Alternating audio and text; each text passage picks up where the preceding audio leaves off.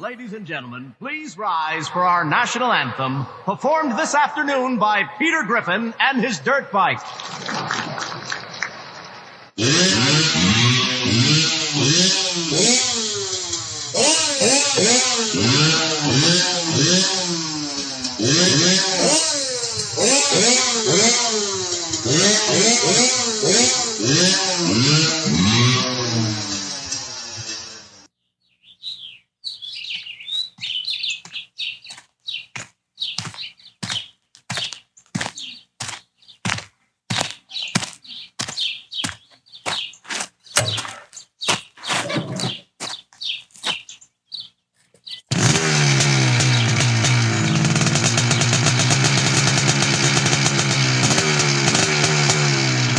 Hey, this is Ryan Villapoto, and listen to DMXS Radio.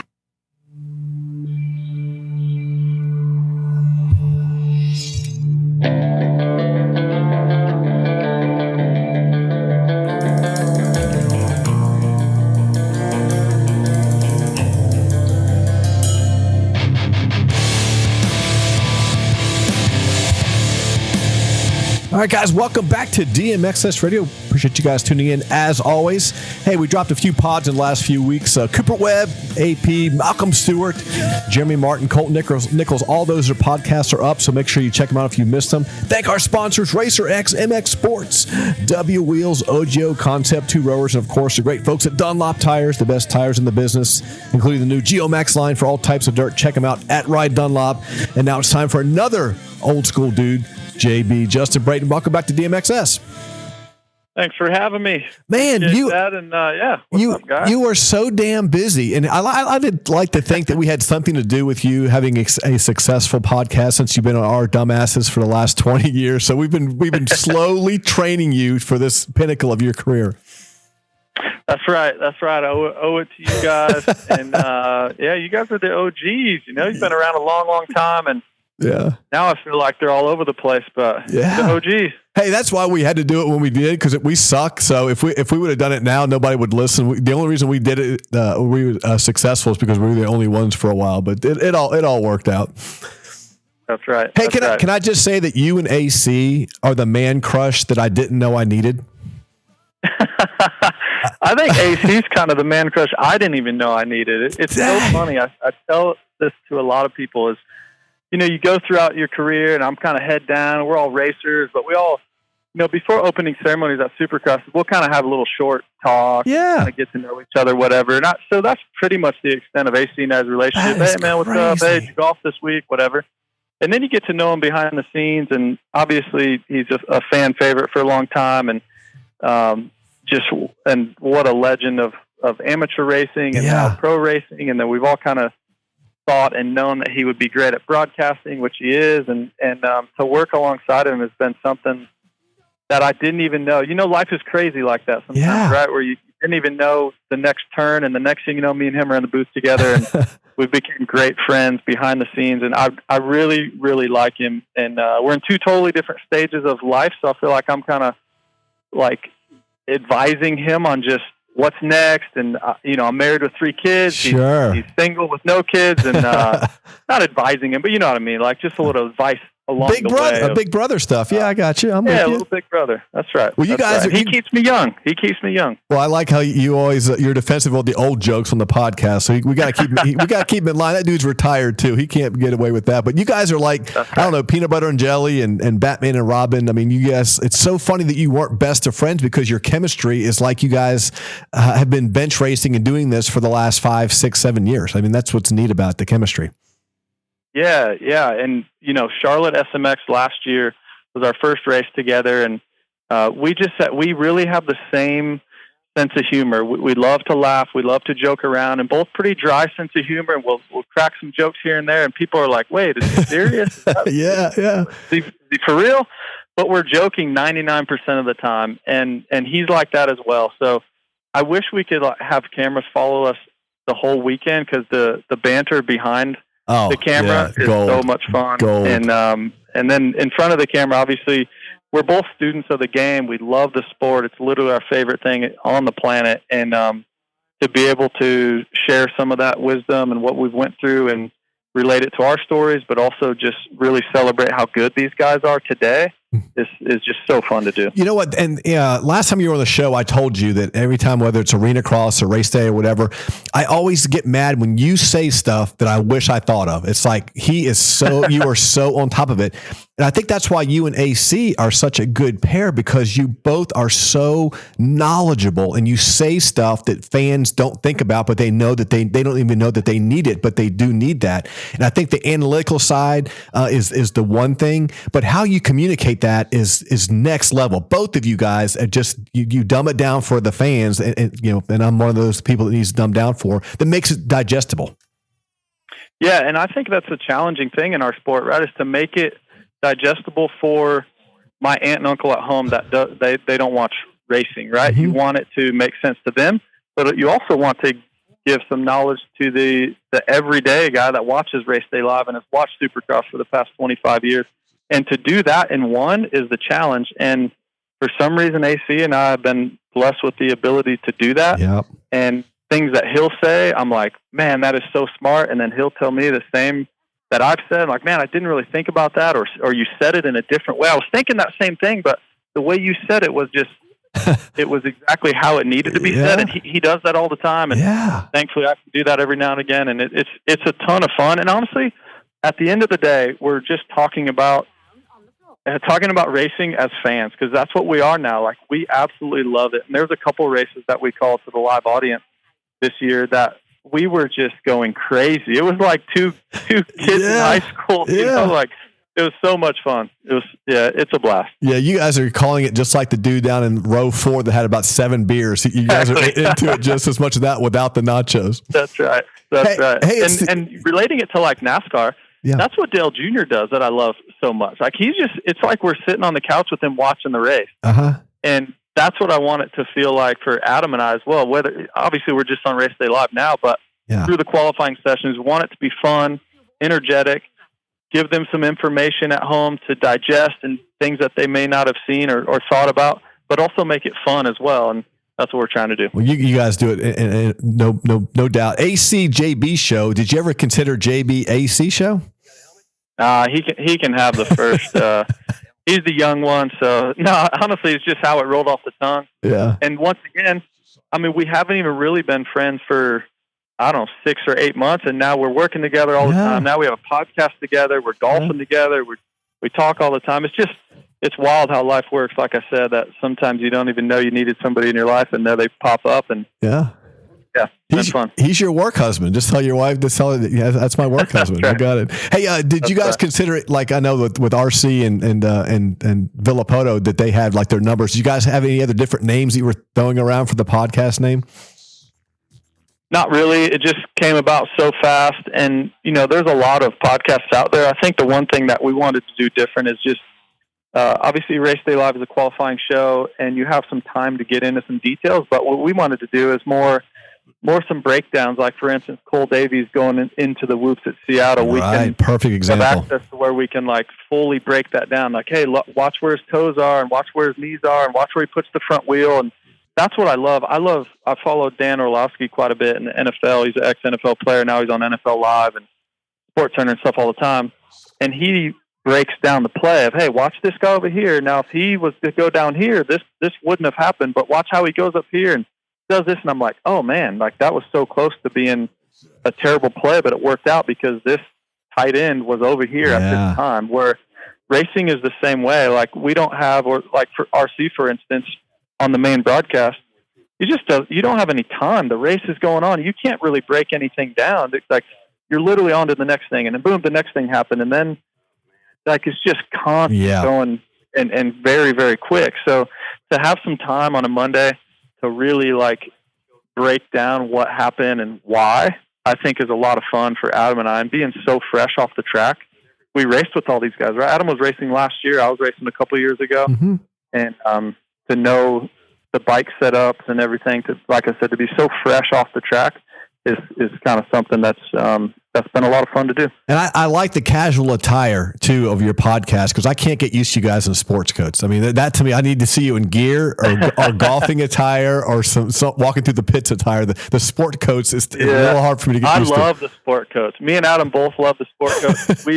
We've wore pit shirts your whole lives, motocross stuff our whole life, and that's something now. Like, I own a dealership for, I don't know, 5 or 6 years in the Charlotte area. Just sold it recently. And that was the one thing I loved to do. I loved like going to meetings and having to dress up. Even when I was racing, I love that side. And that's awesome. I remember like school, going to homecoming or prom. Yeah. And in high school, like, I love getting dressed up. So now we're all about it. I mean, if we could do that, I wouldn't want to do it every day, but yeah, I like doing it for the broadcast. I think it classes us up a little bit, try to get dressed up, do the hair a little bit. You guys look sharp. I loved Adam's evolution though of the sport coat. He came out looking rough. he definitely did, he blames that on me. Yeah, so I heard that. That's hey, but here's the thing is, if you want to blow the internet, just start doing your podcast in a sports coat on Mondays. We should do that, huh? Yeah. We should. Just or the full tuxedo like Step Brothers, just full tuxedo. One yeah, not even mention it, not even bring it up, just full on do it. That's funny. Yeah, we should do that. Hey, it's going to be 102 in Hangtown, so this is one of those weekends where you guys are probably going to be pretty glad you're retired, huh? Man, I don't know very many weekends that we're not pretty glad we're retired. Okay. We literally say it like Foxborough, Hangtown. 15 times. Yeah. Well, even on a regular day, like how good these guys are. Like, there's so many times we're watching Sexton this year where we're just like, oh my gosh, I cannot believe how fast he is. Or watching Webb do his thing. And then you go all the way back to 7th or 8th place, and these guys are just unbelievable. And the tracks are difficult. Me and Adam are just up in the booth like, I'm so glad we're up here. Look, we put in our time. We did our thing. And, so glad we're talking about it now. But these guys, they're going to be in for it this weekend. It's going to be really, really hot. And typically we don't get any hot ones to start the year. A lot of times it's kind of you slow roll it. Then you get to July, you get to Redbud, you get to Millville, and you start to get that heat. So this is going to be different this weekend to really deal with that 100-plus degree temps. Round 2, it's going to be tough. I just talked to Jeremy Martin before you came on, and he was saying, he's still a little bit fatigued from Pala, and it's hard for him to bounce back. But he says, dude, he goes, I am out there battling for 30 minutes for 20th with Jordan Smith and Austin Fortner. He says, what in the hell is happening? Exactly. Yeah, that could be a battle for the win 2 years ago, right? That's what he was saying. And who knows? Maybe in the future, and in 5 weeks it might be. That's how crazy the 250 class is. Those guys are so good, and I'm here for the J-Mart stuff, though. I want to see him do well. I hope he does well. And I logged on to the first qualifier on the SMX app, and I'm like, for some reason, I was thinking I was going to log on and see the first time practice, and I was going to see J-Mart on top. I logged on. I was like, "Oh no!" I had to scroll a little bit. Something happened. Down further than I thought. But I'm here for the story. I like J-Mart. I love what he's about, and I hope he can get better. Which he will. Right? He'll get better. Yeah. He said this is the cherry on the top. I left that interview feeling good. Like no matter what happens, that this is he obviously with the concussions left without not on his own terms. So he's pumped to be back for that. So he made me feel better because I'm like, did Bobby cuss you out? And he's like, no. He shook my hand. He shook my hand. He said, you better do better next week. That's all he said. I'm like, that's not too bad. Yeah. Hey, he'll get better. Speaking of the temperature, so you talked about NASCAR. We have wind chill for weather. We have track temperature for pavement. We need a helmet temperature for riders, like what it's like riding in motocross gear on days like that. Because 102. You imagine the motocross boots, the helmet, the goggles. What that literally feels like to your body. It's got to be 30 degrees hotter than what the temperature is. Yeah, that's really true, and that's a great idea, and especially like your core temperature, because pretty much we all wear chest protectors now. Your core temperature gets so hot, and then the big thick boots that we have on, and knee braces and knee brace socks, and like you said, inside the helmet. It's hot, that's for sure. Yeah, the goggles, there's no ventilation, and then you're just sitting there just baking. And then obviously the California sun is so much different than the Southeast and the East. But it's just, I feel so bad for everybody as they sit there and just those times of just waiting when you're not moving on the bike.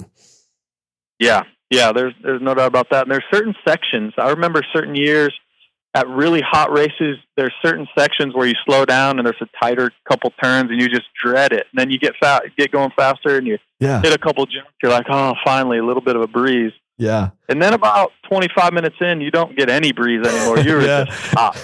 It's just flat out hot.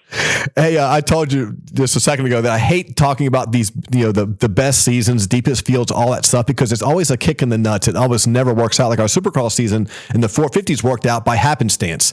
All these injuries, we had, such a great battle coming down, but that's not how it set out to be. And here we have Webb got DNF mechanical. We've got Sexton crash.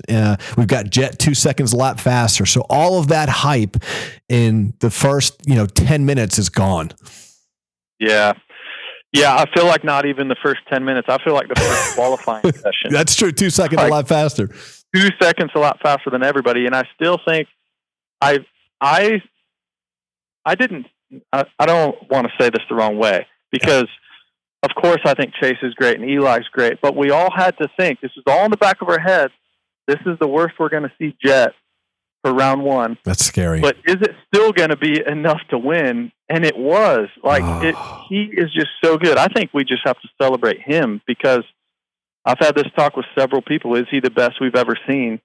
And I think all around rider, I really think he is, because certain guys through certain years, there was one or two weaknesses. It rarely got exposed, but what's Jet's weakness? Like if you're Eli Tomac or even Hunter, or Chase Sexton, you're thinking, okay, how do I beat this kid? Well, he's a great starter.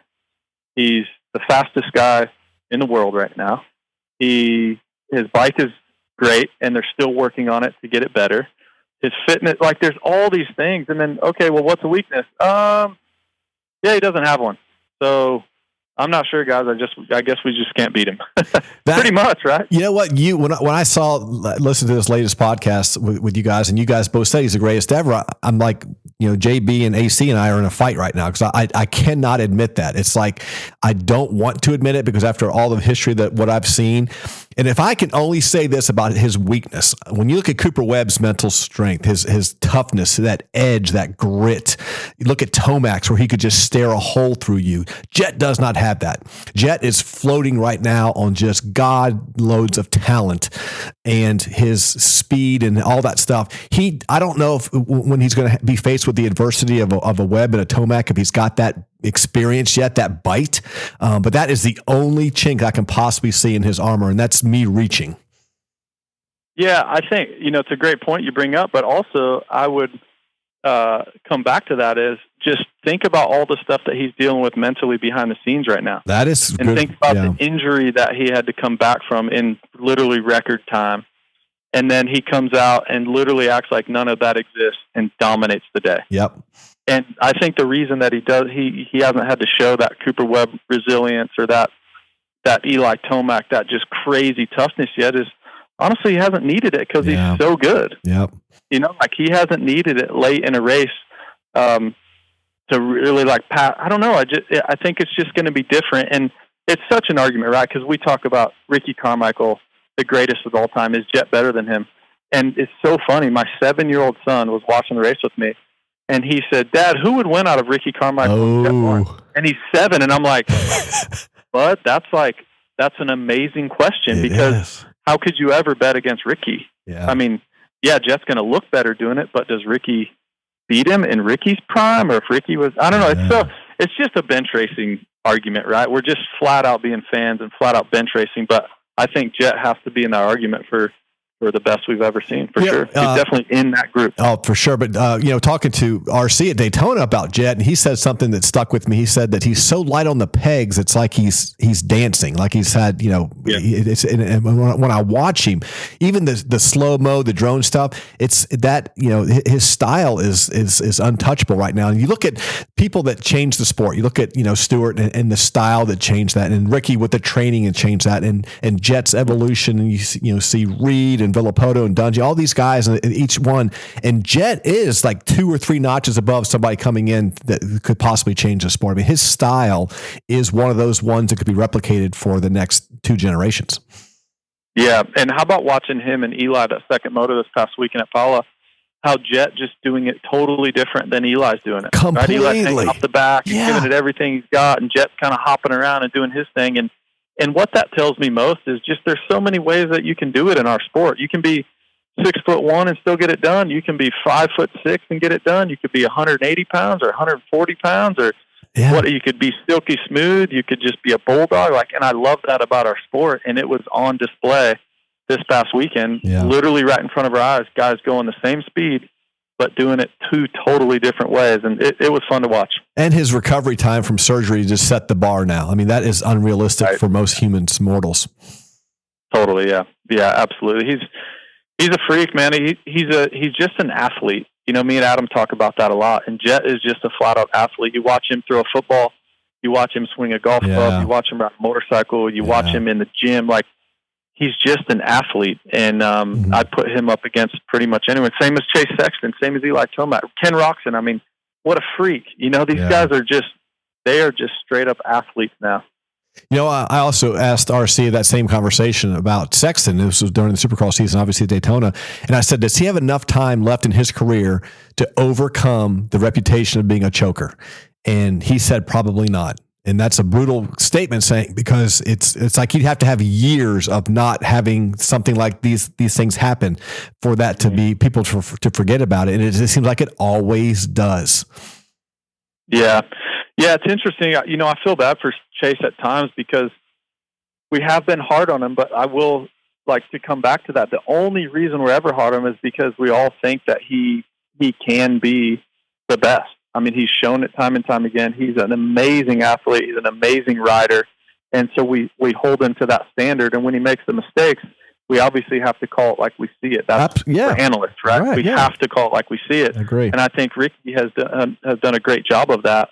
And I think Ricky would say the same thing of just he holds him to that high standard because we see it one week and then the next week it's different. And it happened again, it happened again this year in Supercross. I mean, I don't think anybody, including Cooper Webb, would tell you that Cooper's a flat out better rider than Chase Sexton. No, he was a better racer and fighter. Yep. Beat him in the better fighter, had more mental strength. Got the job when he needed to get it done, he got it done, and all these things. But as far as just a motorcycle racer in general, rider like Chase Sexton, he is absolutely unbelievable. But I agree with RC, and now unfortunately he's going up against, like we just talked about, arguably the best we've ever seen. Yeah, for the rest of his career. That's absolutely right. Yeah. My sources did say that the data on the bike did indicate that he did hit neutral over that jump. So I don't know if that's, if they're spinning that or if that's the case, but it might not have been his fault, or it might, who knows how that would have happened. And some of these things obviously are 100%. You can tell, riders tucks the front end or something like that. The bike being in neutral, who knows what happens with that? We don't know if he's going to be racing this week, and we haven't heard any updates on that stuff. But I want to, like you said, if we didn't hold him accountable to his expectations and what we know he can do, then we would be doing a disservice to him and the fans, because we all have that. Yeah, we all have that. I know it's not his character, but do you wish he would just flip a table every once in a while, or like when he would when he would hang his head in Supercross, like literally have like the memes of him just sitting there looking down at the ground, and I know that's how he deals with stuff, but I think all athletes would say you don't ever want your competition to see you look like that.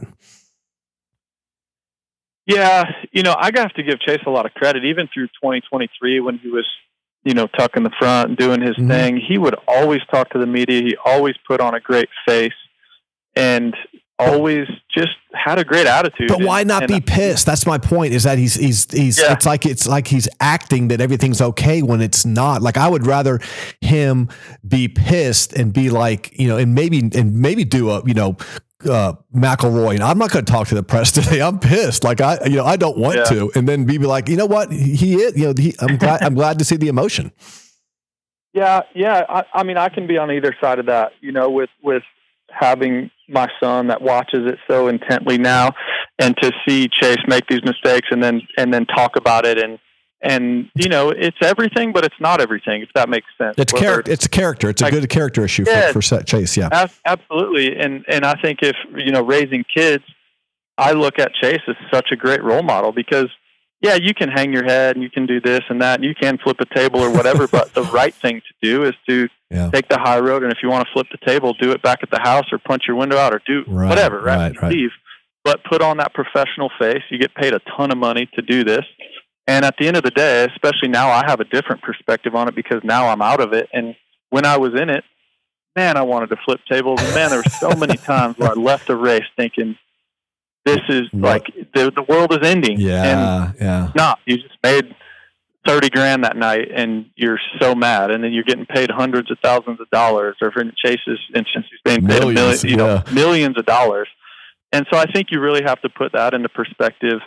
And how many guys would love to be Rory McIlroy? Yeah. And he's not wanting to talk to the media and stuff because he's so mad. But if you really put it into perspective, and he's literally the best golfer in the world, or one or two, goes back and forth between him and Scheffler. Yeah. And so I think it's just perspective. I actually like that Chase puts on that face, and because I know how hard it is to do. I know he's boiling inside, and he cares so much about it.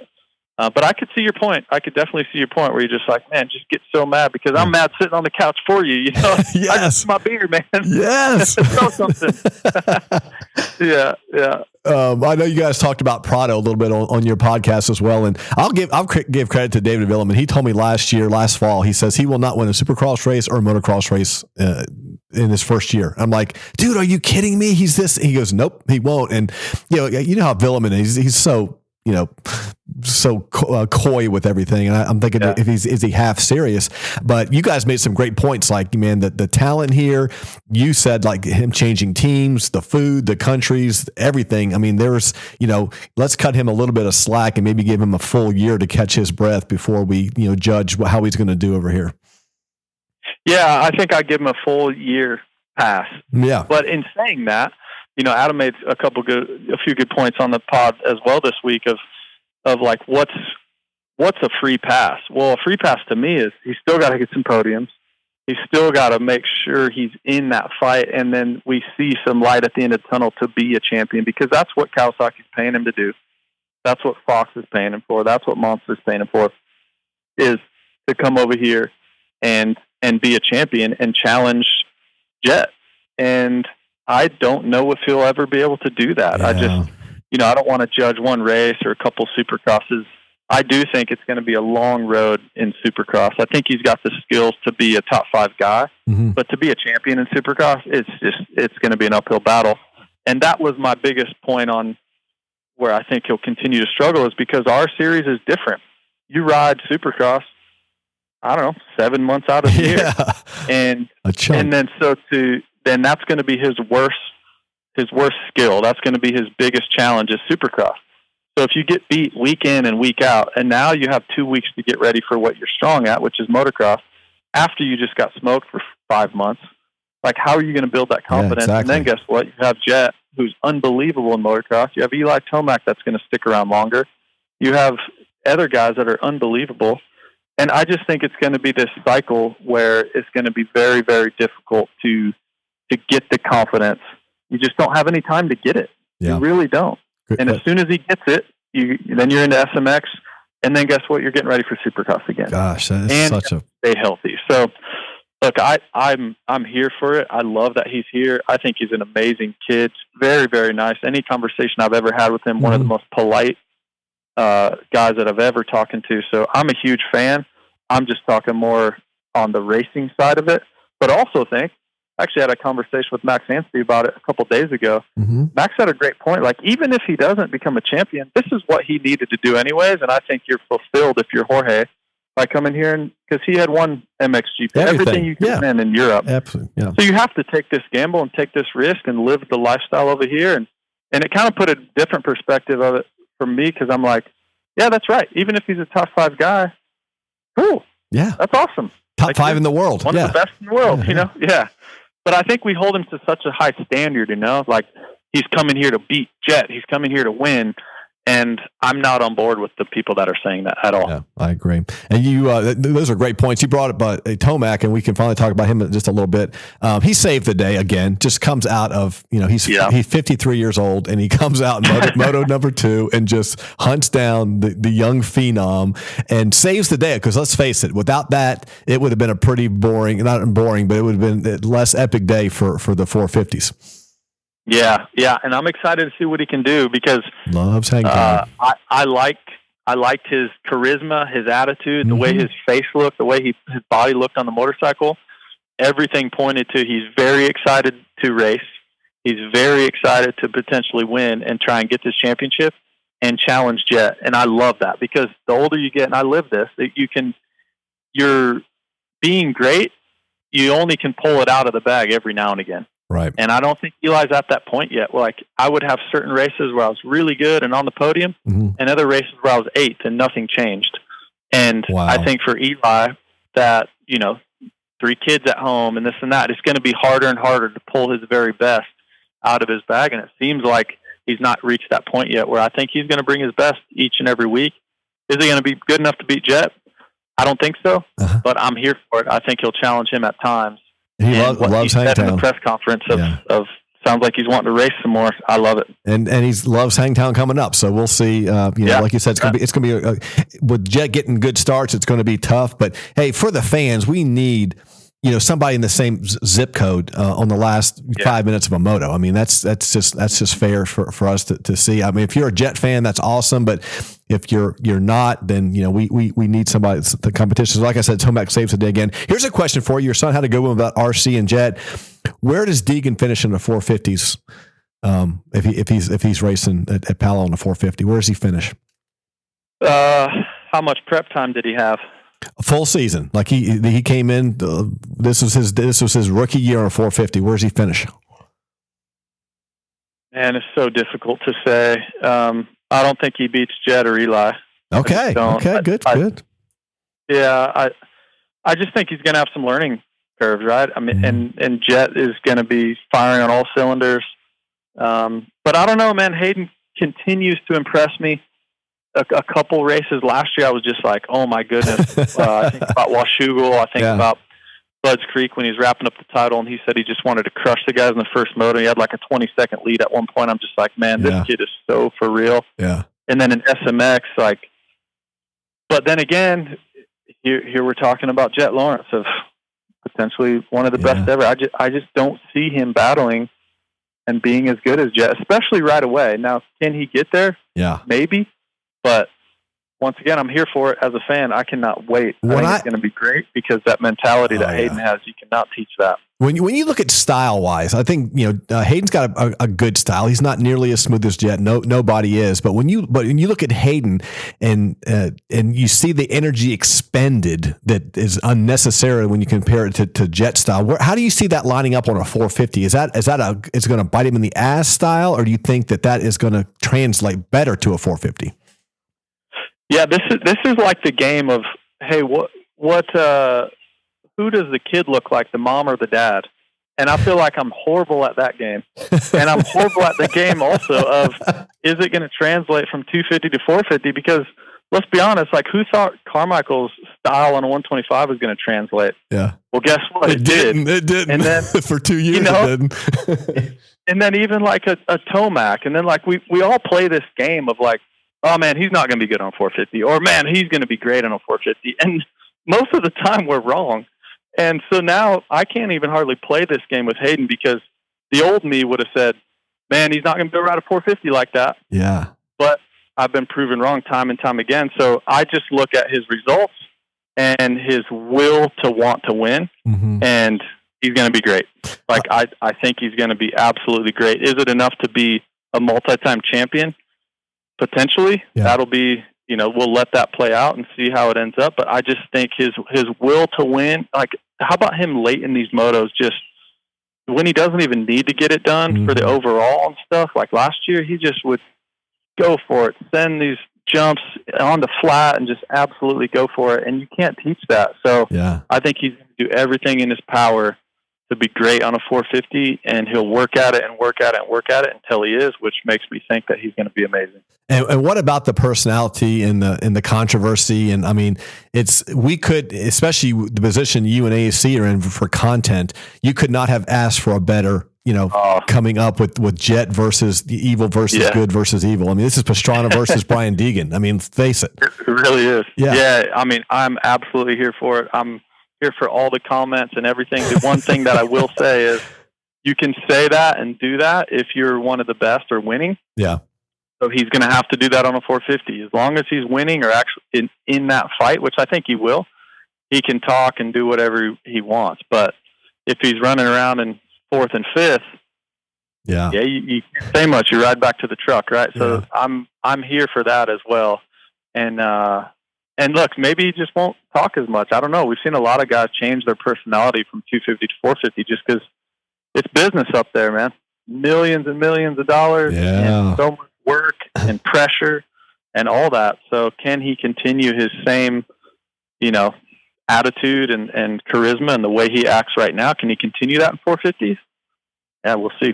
All right. So the last question on the racing side is if Lebanon, I hate perfect season talk to unless we're 2 races from it, because I think it puts too much pressure on riders, and it's fun to talk about, but it's not realistic. If Deegan doesn't go perfect or who's the first guy to win an overall or a moto if it's not Deegan? Hymas? And it's a great question because you could make an argument for a few guys right now. Mm-hmm. Obviously, Shimoda was fantastic. Better than I think we all thought he was going to be.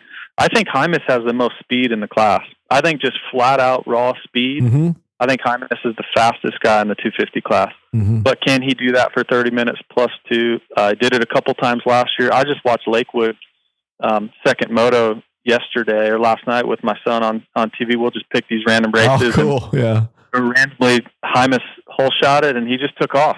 He was so fast. And I think about Unadilla last year. So I think Hymas has the most speed. I think he has some buttoning up to do as far as just overall day. Like, can he go 1-1 and have a great day? I think that's his next step. But I would probably say Hymas. Yep, I would say he would be the first one to beat Deegan for an overall.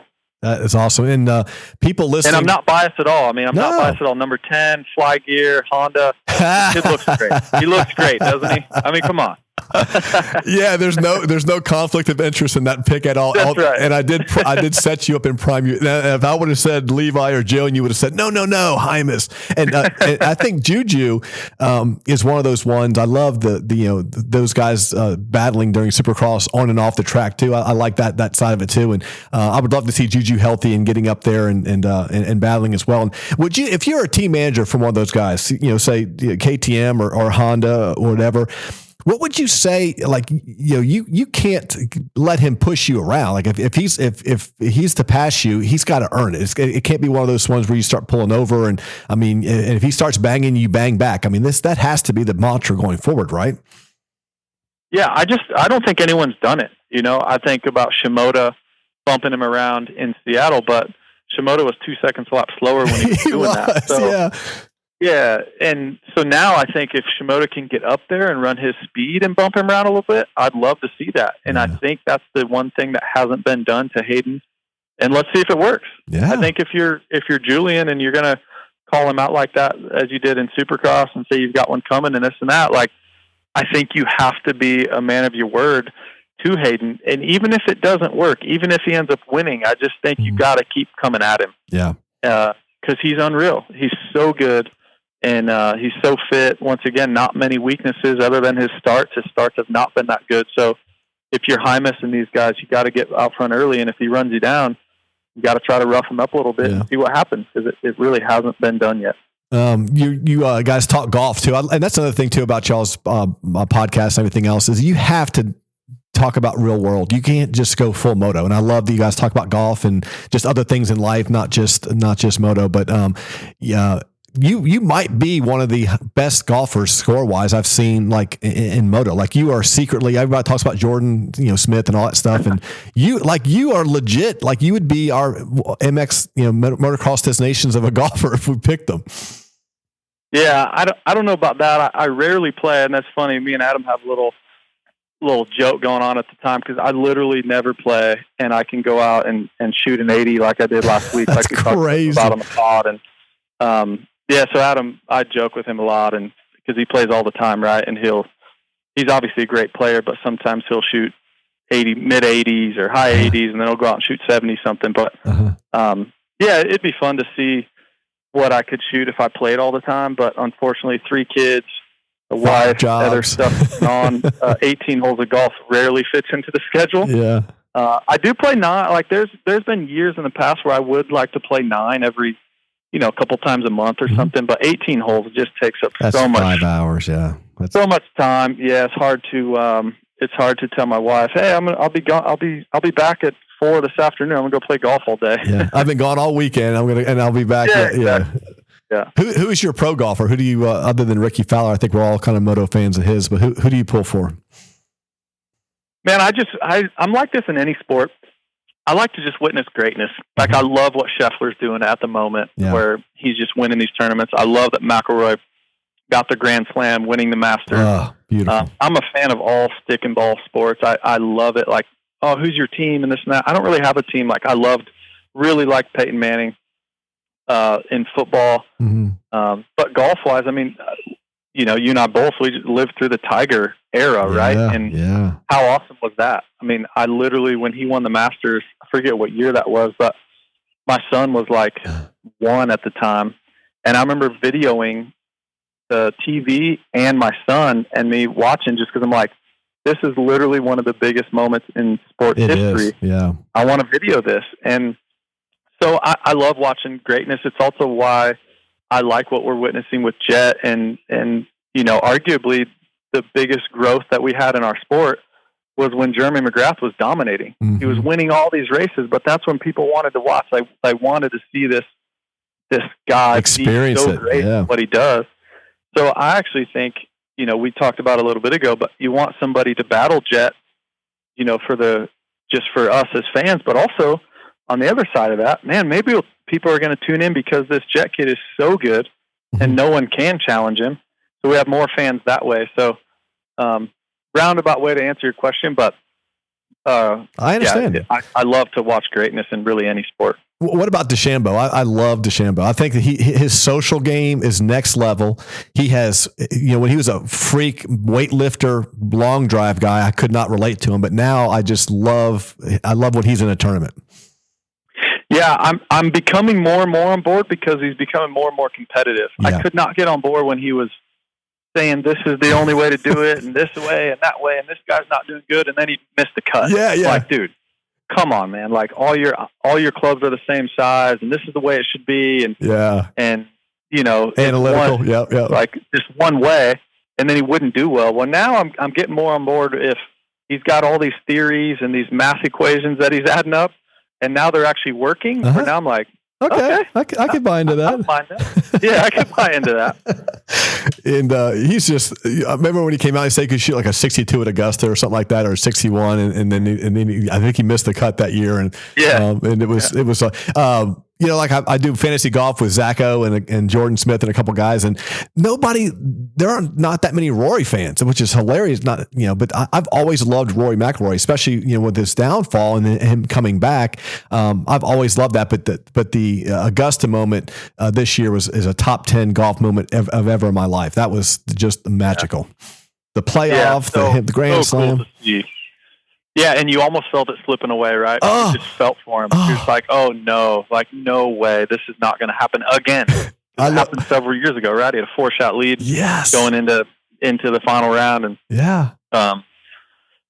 so you just love to see those big moments because I've never been in those big moments, but I've been in big moments where, for my life, everything was on the line. As far as like winning Daytona, or even like winning the Australian Championships and getting podiums over here and doing you just felt like there was so much pressure and everything was on the line. Now, in the grand scheme of things, it's not really, but that's how these guys feel, in their particular sport.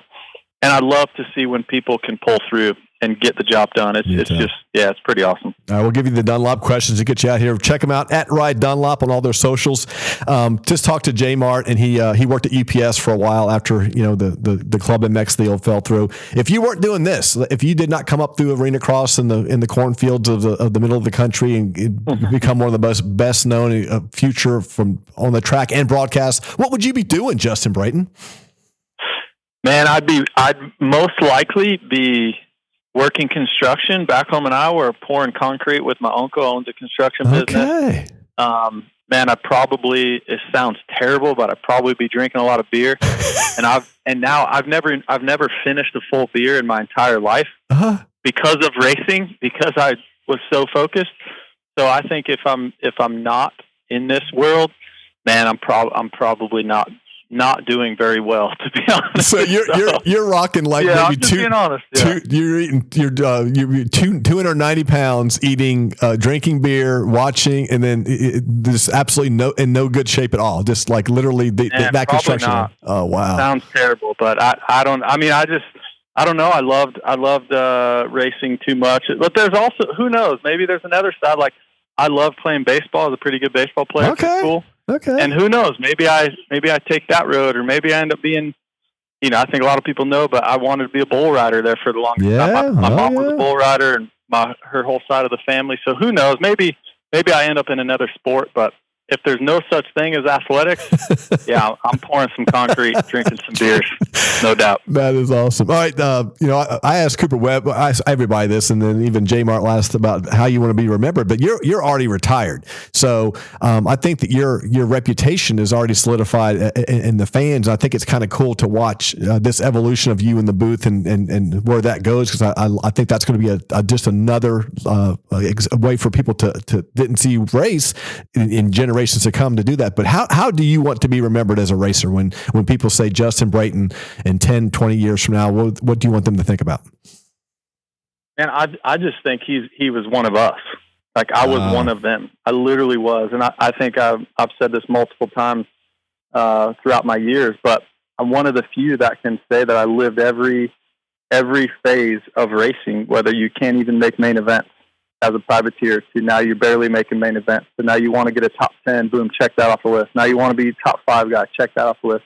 Then you're a championship contender, top 3 and top 5 in a couple Supercross championships, and then you win a race.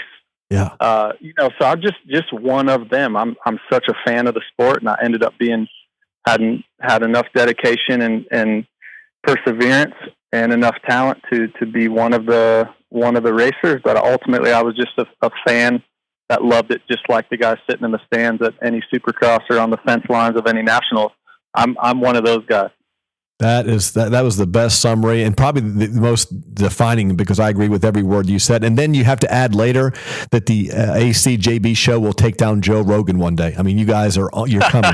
You guys are coming. Yeah. Podcast gods. I know it. We're coming for Rogan. That's right. That's right. Hey man, thanks for every single time. Little Bikes, Big Bikes, retired. You've always answered the call. Come back on the show. We appreciate that as always. And man, just doing a great job. I mean, I think I've never watched as much Race Day Live as I did this year. And you guys were definitely one of the reasons. And I just look forward to what 2026 brings with all that, and then what you guys are going to finish out the year with the podcast strong. So thank you, JB. Awesome. Always appreciate the time, and anytime. All right, talk to you soon, bro. All right, appreciate the kind words. Thanks, JB. All right, there we go. Justion Brayton, another podcast in the books here. If you guys have not checked it out, I'm sure that you have. It's the ACJB show. I think they have probably, 5 or 6 in the books, or in the can right now. They just dropped one on Pala as well. So just great. Just we mentioned all of the accolades of those two together. I think it works out well. So again, thank our sponsors, RacerX, the great folks there at MX Sports. Loretta qualifiers are pounding away across the nation right now. W Wheels, the best in the business. OGO Concept, 2 rowers, and of course our great folks there at Dunlop Tires, the best ones in the business, including the new GeoMax line for all types of dirt. Check them out at Ride Dunlop. DMXS, we're back when we're back. What's up, guys? This is Justion Brayton, David Iser, and Kevin Keller, a bunch of clowns. You can go ahead and turn your radio off now. Get ready, America, because WUSA is your #1 source for quality wheel sets in America. WUSA offers all the top brands that you and the world's best racers know and trust, like Reed, Dungey, Millsaps, Tickle, Sealy, Short, and more. All rely and trust WUSA because all our wheels are built right in our shop in Orange, California. And if you want it custom made for your bike, like the world's best freestyle riders, Renner, Deegan, Adams, Madison, Mason, Sherwood, and others, you can choose different spoke and nipple colors for a completely custom look that'll dazzle you. Off-road riding, WUSA can build you wheels for the absolute toughest of conditions. And W also offers DID and Excel rims, along with OEM replacement spoke and nipple kits for your stock hubs. Need brakes? W offers the industry's best oversized and standard brake kits from Galfer and Brembo. Just see your local dealer or visit us at WUSA.com. Hey, you can also download the most current W catalog from the iTunes App Store. WUSA, DUBYA USA. It doesn't get any better than us. You listen to us because we are motorcycle guys. You might even call us gurus. We are awesome. I've been called a lot worse than that, Kevin Kelly. Yeah, we're the guys. We know everything. I know everything about you. I know everything about movies. I know everything about the space shuttle launches and the crashes. Everything. And because you turn to us for motorcycle knowledge, we only tell you about what's the best, Kevin, because our spotless reputation that we've built for 16 years is on the line. That's why. Yeah, and I would not risk my crappy reputation on just anybody. That's why we are telling you about Dunlop tires. It's what we have on our bikes. I have a fleet of motorcycles, and they all have fresh, crispy Dunlops on them. If the pros have them, you know us amateurs are going to have them. They're good enough for them. They got to think they're good enough for us dorks. Too good for Dunlops, you're a tire snob. We want nothing to do with you. Yeah, good luck with that. But not just the pros use them. Everyday riders agree, and they have the testing to back it up. You can't beat the quality of Dunlop motorcycle tires. Let's wrap this bad boy up, Kevin. Whether you're on the dirt, the road, or the track, you can depend on Dunlop. To learn more about their products, visit DunlopMotorcycleTires.com or your local pro dealer. The amateur guys are working their way up. Go to a Dunlop pro dealer. Check them out. We love them. You will too.